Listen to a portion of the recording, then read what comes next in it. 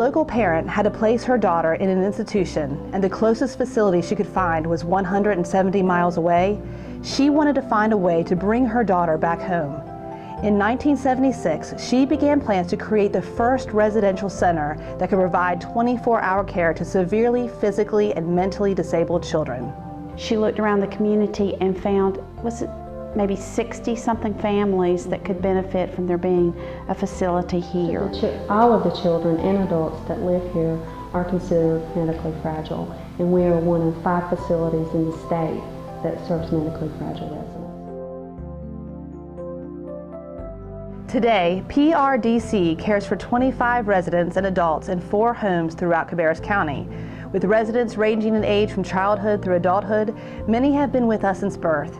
PRDC is a place to live for life, somewhere to call home. We have 4 children and she's our second.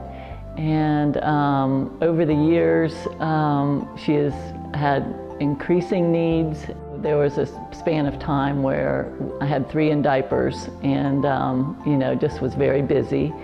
And I was actually trying to keep up with feeding her, which involved about 3 hours a day, not counting meal preparation or cleanup, and putting her into a prone stander to help her bear weight 3 times a day, in and out, and keeping her entertained while she was there. For the parents, it's relief because they can place their child with PRDC and they are still the parent. We are only providing care.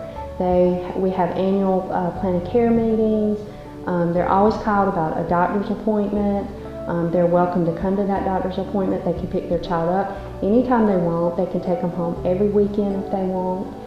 We encourage family involvement. Now, since we have help with her daily care, which involves so much, we can now focus on just having fun with her and enriching her through educational activities or outings or whatever, and just enjoy being with our daughter.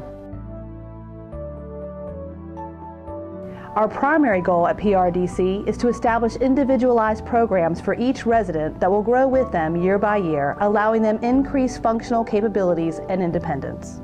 It's amazing what these folks can learn. So many of them are so smart, but they just need the certain kind of switch that will make this work, or the way things are presented to them to make them blossom, really. And they've all got so much potential, and it's just up to us to figure out how to tap it. With a physical therapist, occupational therapist, speech therapist, psychologist, and dietitian as consultants, we are able to set comprehensive goals for each resident and continually monitor their progress. PRDC runs a high staff to resident ratio, and most of the time what you will see is 3 staff to 5 residents on first and second shift, and always 2 on third. In their home environment, residents have 24-hour staff by their side. With each home containing only 5 to 10 residents, the care received is personal and individualized. I took a group on a tour of one of the homes one night, and we had a resident. She was in her 30s at the time, but she was still small enough you could hold her on your lap. And when I took the first group through, she was sitting in her room in her wheelchair because she was having a bad day medically. And I brought another group through, and she wasn't in her room any longer, but the wheelchair was there and it was empty. When I went to look for her, we had a staff person sitting in the living area with holding her on their lap, rocking her. And I thought, if my child had to be somewhere, that's where I would want them to be. It's where someone would hold them and rock them whenever they needed it.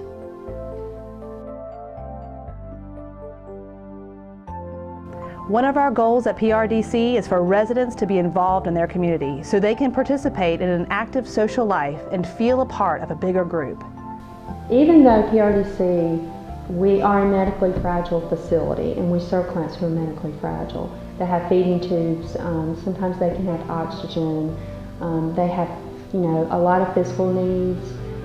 Even though we are all of that, and we provide physical therapy, nursing service, occupational therapy, all of that, our clients are able to go on community outings, they go out to eat, they go to the Y, they go to a regular school. They're in a self-contained classroom at that school, but they're integrated through art, music, PE, those kind of things. They don't stay in a bed like you would see in a nursing home facility.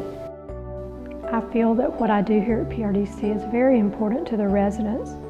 I feel like it's important to the community. PRDC is a special place. We provide a very special service to a special population that is really going to be hard to serve in any other setting. Because they're medically fragile, we're still able to keep them in a non-institutional type of setting and give them as much of a normal life as possible. Volunteers play an integral role in the personalized care provided at PRDC. Volunteers help by reading to residents, being of assistance in crafts, visiting hospitalized residents, landscaping, painting, and assisting on trips. From the board's perspective, the mission of PRDC is to provide not a home-like environment, but to actually provide a home for the residents. And part of our mission statement is that we will bring each resident up to their full potential. Whatever that means, whether it takes physical therapy, whether it takes equipment, we have a goal that everyone will reach their full potential while they're living with us. To supplement federal funding and grants, PRDC relies on generous contributions from individuals and businesses to help provide programs and services to the 25 residents throughout our 4 homes.